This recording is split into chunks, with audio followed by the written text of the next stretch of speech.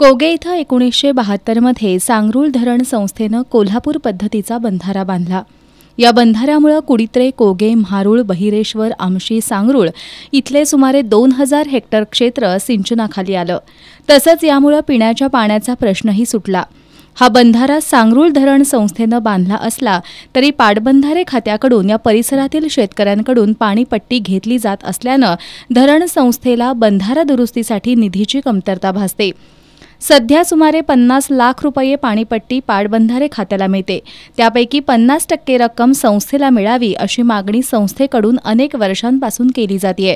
मात्र यावर अद्याप कोणताच निर्णय झालेला नाही।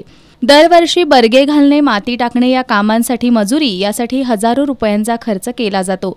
3 वर्षांपूर्वी खडक कोगे बंधाऱ्याच्या शेजारी 7 कोटी रुपये खर्चून पूल बांधला। पूल बांधताना पिलरसाठी पाण्याचा प्रवाह दोन्ही बाजूने वळविला होता।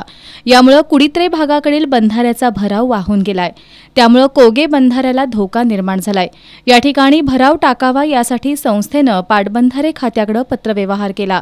मात्र याकडे दुर्लक्ष करण्यात आलंय। पावसाळा सुरू होण्यापूर्वी भराव टाकण्याचं काम पूर्ण करावं अशी मागणी ग्रामस्थांमधून होतीये।